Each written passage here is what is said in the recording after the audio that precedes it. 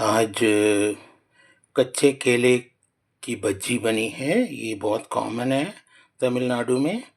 और कई चीज़ें, कई जो शाक सब्जियां हैं जैसे पालक है या कई और तरीके के पालक दक्षिण भारत में मिलते हैं। खासकर तमिलनाडु में 20 तरीके के पालक पत्तियां मिलती हैं जिनकी बज्जी भी बनती है।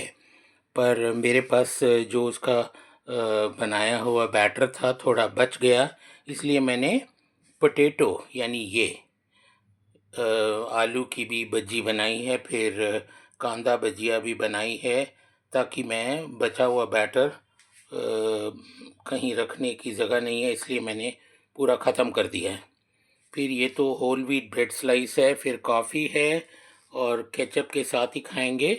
वैसे दक्षिण भारत में केचप वेचप नहीं होता था, हर एक चीज़ के साथ किसी न किसी दाल की चटनी, जैसे अक्सर ये जो भुना हुआ चना है इसकी चटनी बनती है बगैर कोकोनट के, और उसकी चटनी बनती है कोकोनट के साथ, या अकेले ही कोकोनट की चटनी, इसी के साथ ये बज्जी वज्जी खाई जाती है।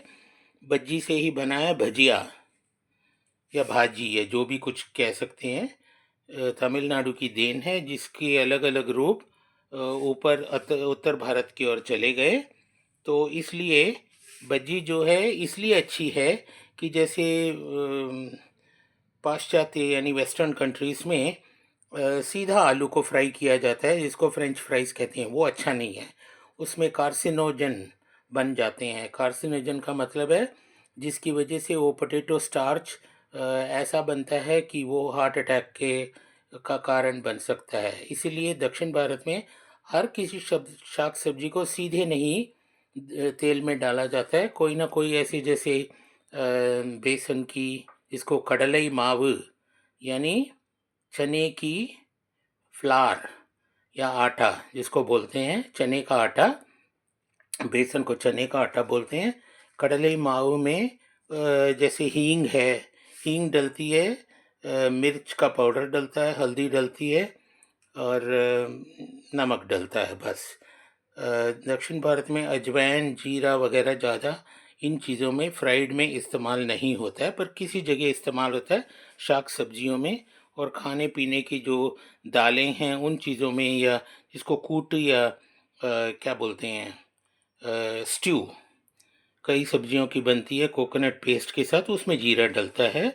अजवाइन अक्सर कई चीज़ों में नहीं डलता है, एक्सेप्ट जो ड्राई स्नैक्स हैं जिसको मुरुक्कू बोलते हैं या तेंगोड़ल बोलते हैं। इनका हिंदी में नाम नहीं है क्योंकि ऐसा उत्तर भारत में आया ही नहीं। एक और है मगिड़म्बू तेनगुड़ल, जिसमें ऐसा लगता है जैसे उसमें कांटे लगे हुए हैं, पर ऐसा बनता है। फिर कई मुर्क जो कभी और मैं बता पाऊँगा, ये चीज़ें बनती है, पर किसी में भी अजवाइन नहीं डलता है। तो ये है आज का नाश्ता, होल व्हीट ब्रेड के साथ और कॉफ़ी के साथ।